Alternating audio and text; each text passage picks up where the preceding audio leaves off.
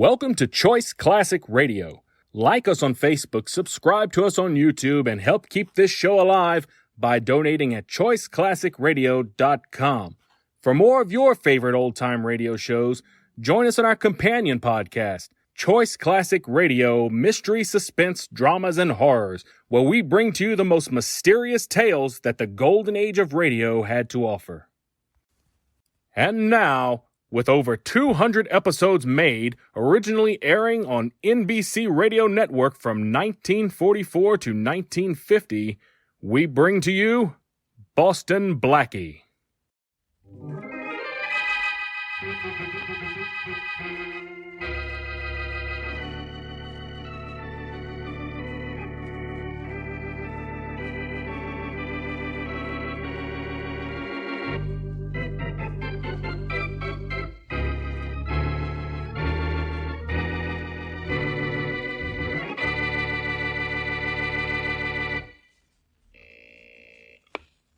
National Insurance Company, good morning. Mr. Adams, please. Mr. Adams, one moment, please. Adams speaking.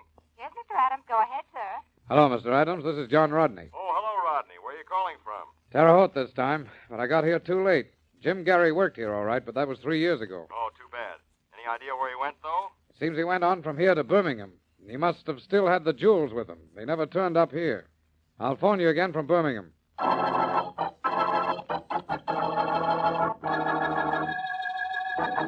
Hello, Mr. Adams. This is Rodney in Birmingham. Oh, yes, Rodney. Any luck? Well, he's not in Birmingham, but he was 6 months ago. Seems he was mixed up in a shooting here similar to the killing in Omaha 6 years ago. Another jewel case, eh? No, not this time. No jewels were taken. Well, where to now? Or are you giving up? I'm never going to give up, Mr. Adams. I'll find him. But how will you know him when you do? You still have no positive identification. Well, I may get it. I just found out that he had a grandmother in Greensboro. If she's still alive, maybe she can tell me something about him. I'll phone you again from there.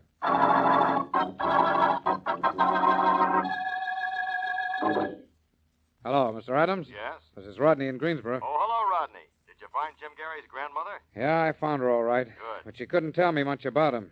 She's old, very feeble, practically can't see. I hope you didn't tell her that her grandson is wanted for robbery and murder. No, I couldn't. I said I was an old school friend of his. And we got a break, Mr. Adams. She gave me a picture of him. A picture. That's the one thing we've needed all these years. Good work, Rodney. Thanks. But that isn't all. His grandmother says the last she heard of him, he was in New York. She thinks he's still there. I'm taking a plane out of here this afternoon. I think I'll find him at last, Mr. Adams. It won't be easy, Rodney. New York is a big city. Yeah, but I got Jim Gary's picture now. And I've trailed him for 5 years without it. If he isn't in New York, I'll find him somewhere else. I'll never give up.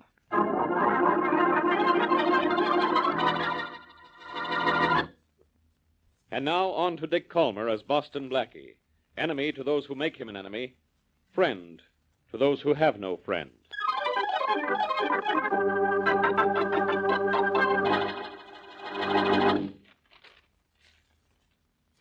Jody, I have to hide behind that newspaper all afternoon. Can't you talk to me a little? I'm lonesome. What do you mean you're lonesome, Jean? Don't I sit home with you all day? Yeah, with a newspaper in front of your face. That's charming, isn't it? You read all day and you're never home at night. No? Wasn't that too bad? What do we do for money if I stayed home 24 hours a day? Where do you think your clothes come from, the 5 and 10? Quit it, will The kind you? of work I do pays good money, and I do a good job, too. All right. Where was I? Hey, there's something in the paper here about the job I did night before last. Yes, I know. I saw it.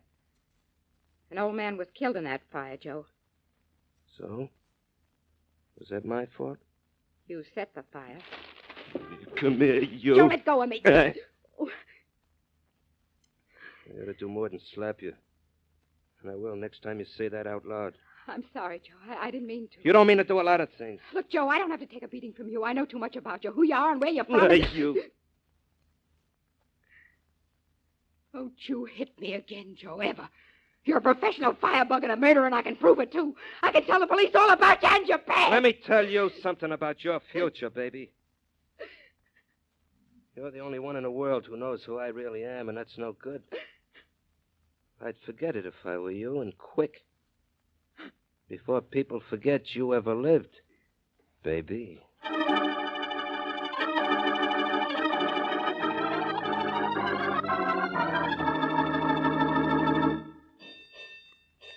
Get that alarm box number, will you, Bill? Yeah, sure, Lieutenant. Probably not for us. But you can never tell where that firebug's going to strike next. It's box 234, Lieutenant. Not in our district. Wonder if the police will ever catch that nut, Lieutenant, huh? I think they will. There's a man killed in that fire night before last. He'll get the guy who set that fire and get him for murder, too. Well, I sure hope to get him soon. Hey, look who's coming into the firehouse. It's our old friend Blackie. And my friend Mary Wesley. Hello there, fool. Hello, Lieutenant. Hello, Lieutenant. Wesley, how are you? It's been so long since you and Blackie been down here, I was afraid maybe you preferred police headquarters. Oh, there's more excitement here, but more fun down there when Inspector Faraday starts talking. Hi, Bill. Hi, Blackie. Miss Wesley. Hello, Bill. Hey, the phone bill, get it, will you? Yeah, sure, Lieutenant. Having a lot of trouble with that firebug, Lieutenant? Yeah, plenty, Blackie. But the police won't let him run loose long. I hope not. What?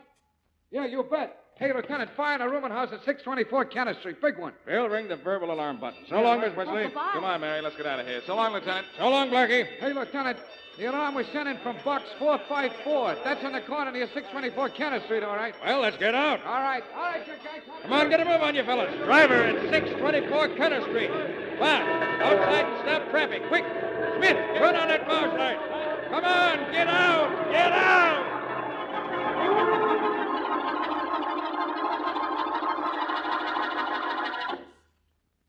Blackie, why do we have to stop by your apartment when it would be much more fun going by that fire on Kenner Street? There are 3 reasons, Mary. It's against the law to follow fire engines. I have to pick up my mail, and we have a theater date in 45 minutes. Oh, but I just love fires.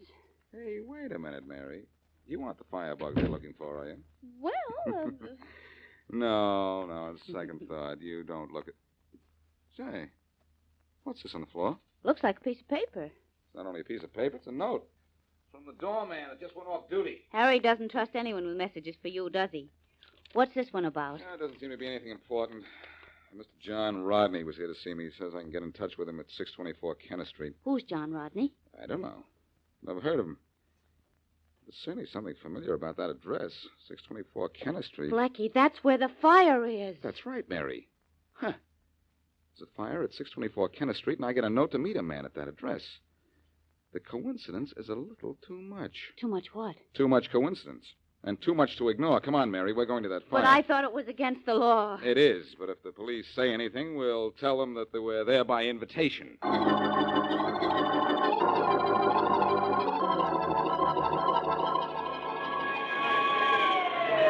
Here comes the salvage crew, Inspector Faraday. A lot it'll have to salvage, Lieutenant. That house is just about gone. Yeah, I'm afraid it is, Inspector. Probably another arson job, too. I wouldn't doubt it. We've got to get that firebug and get him fast. Sure wish we could. This is the 5th fire in the last 2 weeks. And in every one, the building's been almost a total loss. Yeah, and in that fire the night before last, a man died. Any fatalities this time? Not that we know of yet. This was a rooming house. The landlord gave us a list of boarders. Yeah. So far, they all been accounted for, with the exception of... Hey, who's in that car just pulled up? I don't know, but he better get out of here. Hey, you, keep moving. Get that car out of here before... Faraday, at last they've got you directing traffic. Blackie, no, it can't be. Blackie, don't I have enough trouble now? You know that much? No. Now, don't burn up, Faraday. The fire department is busy enough already. Hello there, Lieutenant. Hello, Blackie. Beat it, Blackie. Oh, no, Inspector. Mary and I have an invitation to this fire, and she decided to watch it from the car. Well, you watch it from your car, too. Only park it on the other side of town. Oh, now, Faraday, you wouldn't spoil any fun of mine, would you? I just love fire engines. It's all right with you if I hang around, isn't it, Lieutenant? Yeah, I suppose so. Nothing to see anymore, though, Blackie. We have the fire about under control. Why did you have Faraday here, Lieutenant? Just for laughs? You know very well why I'm here, Blackie. There's a firebug loose in this town, and a man was killed in that fire the night before last. So I'm looking for a killer. Who invited you here? Well, Faraday, somebody left me a note telling me to come to this address. The firebug sent it, I suppose. No, I doubt that. It was from a man named John Rodney. Do you know him? No. Blackie, did you say John Rodney? Yes, he lived here, didn't he? This was a boarding house. A lot of people lived here. And one of them was a John Rodney. I have a list of all the tenants in the building. They're all accounted for except one. And the only one missing is John Rodney.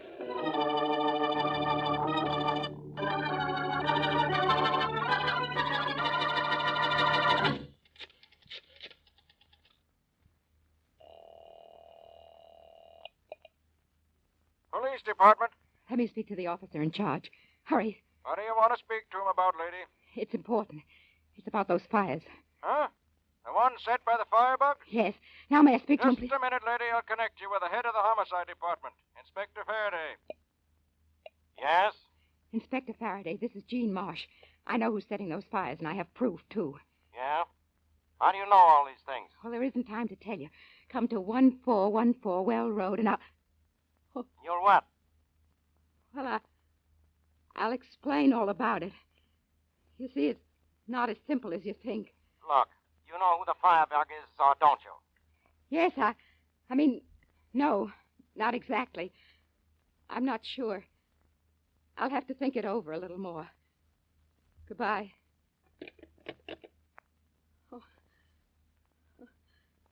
Hello, Jean. Hello, Joe. I didn't hear you come in. I know you didn't. You've been here long? Long enough. Joe, I'm sorry. Yeah, you're sorry. So am I. I'm sorry you got something to be sorry about. You were calling the cops about me, weren't you? Yes, but I didn't... I heard what you told them. And believe me, you're going to be plenty sorry I did, baby.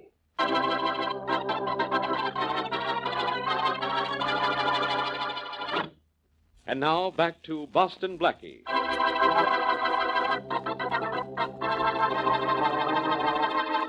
John Rodney, insurance investigator, uncovers a picture of fugitive Jim Gary and feels that his 5-year search for the culprit is nearing an end. On his arrival in New York, he takes a room at 624 Kenner Street, then sends a note to Boston Blackie to meet him at that address. A firebug is loose in the city, however, and by the time Blackie gets to 624 Kenner Street, the rooming house is in flames, and Rodney is missing.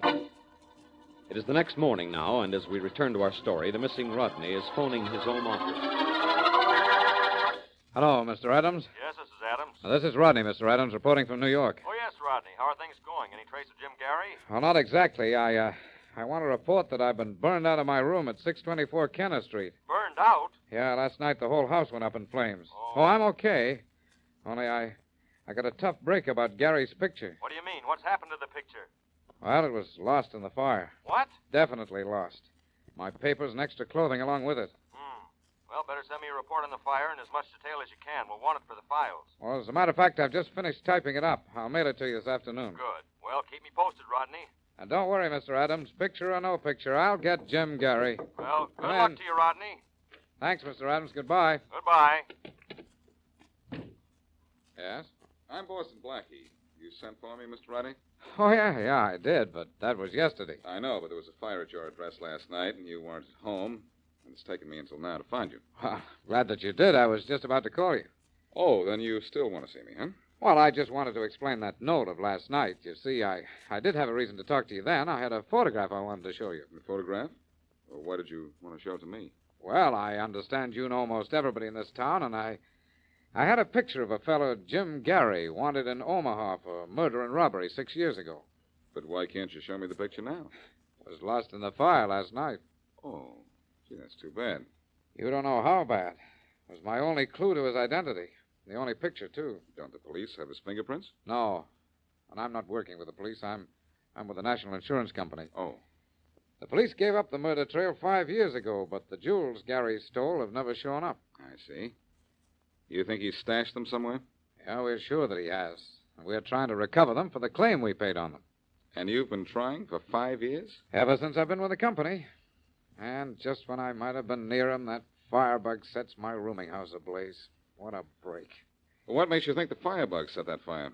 Well, the police think it was the work of a firebug. Don't you? Maybe. Maybe not. Maybe it was Jim Gary. Hey, it could be, yeah. I got to town only yesterday, but I did ask a few questions around. Say, maybe one of Gary's cronies got to him and told him I was here with a picture. And he set fire to your rooming house to destroy the picture. It's very simple. Yeah, you're right, Blackie. I'd better put that in the report I'm making to my company.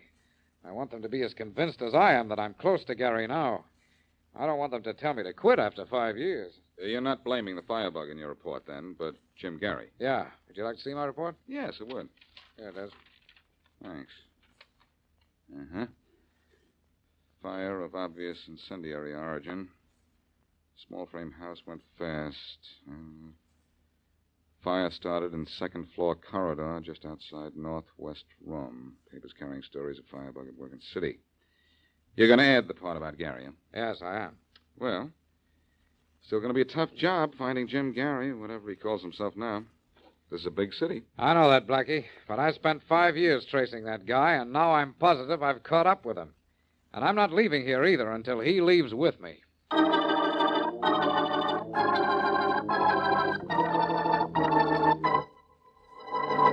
Joe, what are you doing? Something wrong with your gun?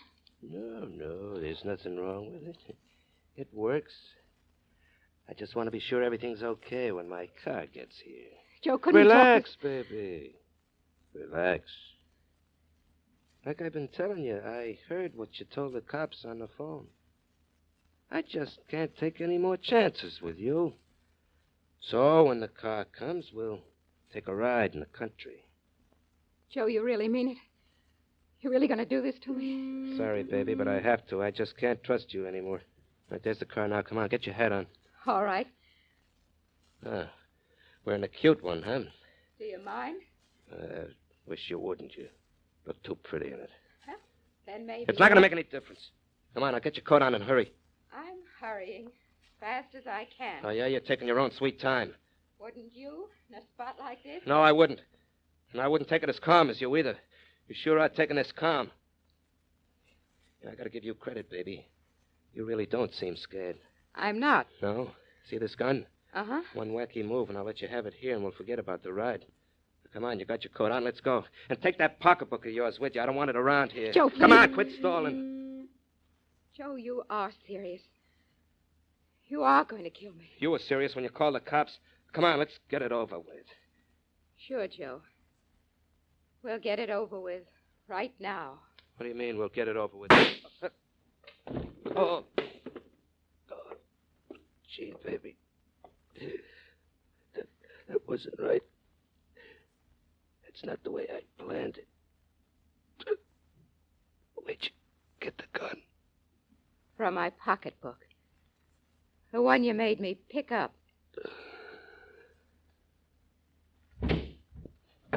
Open up! Open up in there! This is Inspector Faraday. Just a moment. What's going on in here? Oh. You got here a little too late, Inspector. There's your firebug lying on the floor. I think he's dead. You shot him, huh? With this gun. Here, take it. Okay. And take me with it.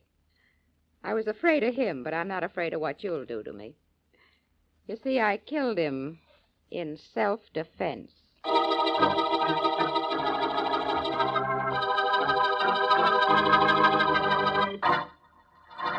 Blackie, this is Jean Marsh. How do you do, Miss Marsh?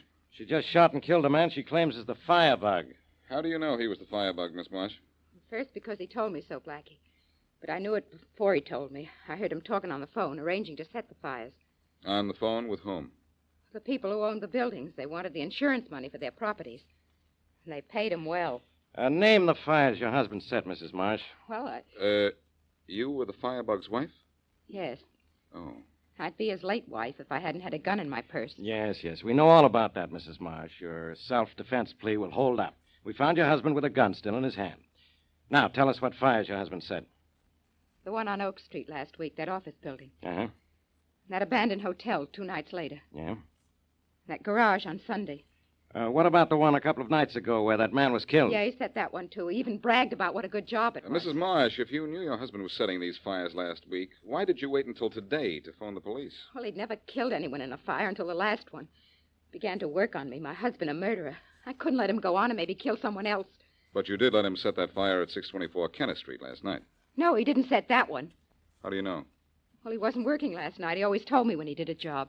Your husband didn't set that fire on Kenneth Street last night? That's what she said, Faraday. Well, if he didn't, who did? I know who did. Jim Gary. Jim Gary. Who's he? A man wanted for murder and robbery in Omaha 6 years ago, being sought by John Rodney, an insurance investigator. The same John Rodney who had a room at Kenneth Street? Mm-hmm. You know where he is now, don't you? Sure. We found him in a hotel this morning. So this Gary set fire to that house on Kenneth Street. Why? To destroy the only picture of Jim Gary in existence. Rodney had it in his room on Kenneth Street, and Gary knew it. Mrs. Marsh, your husband's real name wasn't Gary, was it? No, Blackie. Marsh was his real name. Are you sure? Yes, I've known Joe since he was 16. We went to school together right here in the city. Joe never even been in Omaha. It's too bad. For a minute, I thought I'd found Rodney's Jim Gary for him. I don't know anyone in this town named Gary, or anyone in town wanted in Omaha for anything. You wouldn't. But Gary's here, I'm positive. And so is Rodney. Now, if you just... Wait a minute. Yeah? Inspector Faraday, Yes? this is Lieutenant Barnes of the fire department. Oh, yes. You asked for a report on that fire on Kenner Street.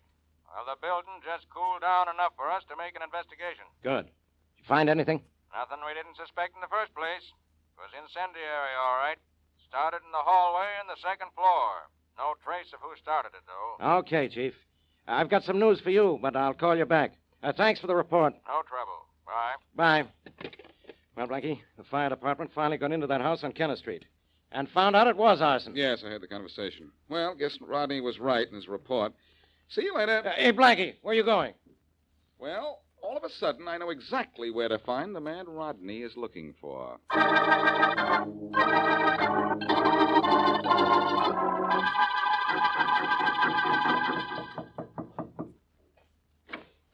Hello, Rodney. Well, Blackie, come in. Thanks. What are you all smiles about? I have some good news for you, Rodney. Oh, you have? Oh, about Jim Gary? I think so. Well, it's nice to get some encouragement. Inspector Faraday down at headquarters says I'll never find Gary, even if I look for him another 5 years. Faraday's been wrong about a lot of things, a lot of times. Well, I know he's wrong about this. Oh, maybe I am sort of temporarily stopped by the loss of that picture in the fire last night, but I'll find Gary just the same, because I'm never going to stop looking for him. I know you're not, Rodney, and I'm going to help you find him, too. Well, thanks. I'd appreciate that. But maybe you'll run out of patience, Blackie. I may be looking for him for a long time. You don't have to look for him, Rodney, because you're the man you're looking for. You're Jim Gary. Surprised? Yeah. Do you know how I know you're Jim Gary? Do you know I am? Yes. Now, I'll tell you how I know. That report on the fire you sent to your company. You revealed the origin of the fire in that report. Yeah, I did. Too bad you did, Rodney. Or maybe I should start calling you Gary now. Because you filed your report this morning, and it wasn't until this afternoon the building cooled off enough for the fire department to go into it. Oh, I see. No, I see. You had no way of knowing where that fire started unless you started it yourself. And I know why you started it yourself. To destroy the last bit of evidence that you were Jim Gary, the man you've been looking for. You're very clever, Blackie. I want to congratulate And you. I want to warn you, Gary, don't reach for anything, a gun, a knife, or anything to throw at me. This gun of mine throws bullets awful fast. Really? Yes. Just don't try anything. No. I'm not going to try anything, Blackie. But I don't think I'm going anywhere with you. Oh, yes, you are. Come on. No, Blackie. I don't think so. You're right about everything but one. I'm not coming with you. Oh, but you are. Oh, Blackie, I'm sorry to disappoint you, but I've taken poison. Gary. Gary. What a guy he must have been. He just couldn't stand being himself.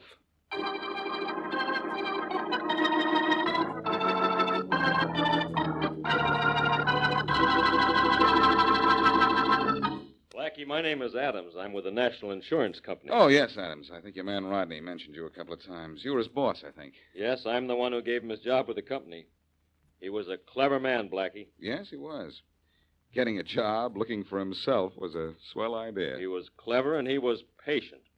He waited almost a year and proved himself to be a good investigator before he asked to be put on the Jim Gary case. And he seemed to be so resourceful that we put him on that one case exclusively. Getting that photograph of himself from his grandmother was certainly a stroke of genius. That was the last possible clue to his real identity.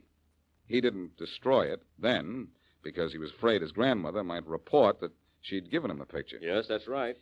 Were you suspicious when he reported that the picture had been lost in the fire? Not a bit. I trusted the man implicitly. That man was a marvel, Blackie. Yes, he was brilliant, all right. But like all men whose minds are twisted, Jim Gary couldn't take it when things were turned against him.